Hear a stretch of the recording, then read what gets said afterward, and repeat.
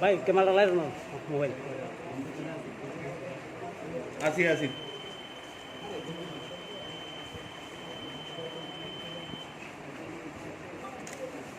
Sir আঙ্গুলটা দেখান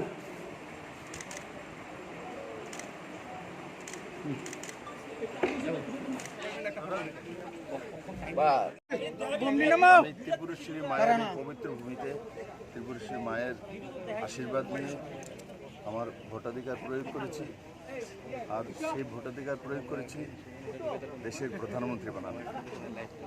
আর আমি আশা করি সমস্ত ত্রিপুরাবাসী একযোগে বেরিয়ে আজকের এই মহা উৎসবে ভাগ নেবেন এবং 100% ভোটিং করে মাননীয় প্রধানমন্ত্রী নরেন্দ্র ভাই মোদীকে তৃতীয়বারের মতো দেশের প্রধানমন্ত্রী বানিয়ে ভারতের যুবাদের জন্য, মহিলাদের জন্য, কৃষকদের জন্য, গরিবদের জন্য এক সুন্দর শক্তিশালী ভারত রচনা করবেন।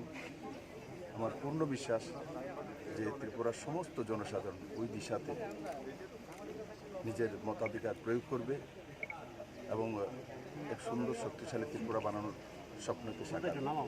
স্যার, আপনার যিনি বিরোধী প্রার্থী রয়েছেন উনি একেবারে সকাল থেকে শুরু থেকেই উনি অভিযোগ করছেন যে প্রশাসনিক ভূমিকায় তিনি সন্তোষ প্রকাশ করছেন না, কি বলবেন?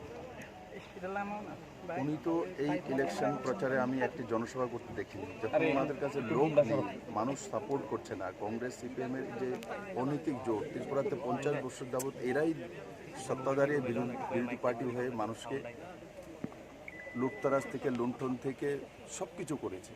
তো এরা গণবর্জিত মানুষ যখন মানুষের সাথ পায় না তখন বসে বসে সেই উৎসবের দিনকেও বদনাম করতে চায়।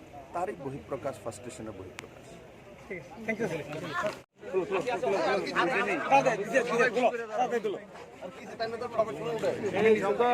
আরে মাথায় নিয়ে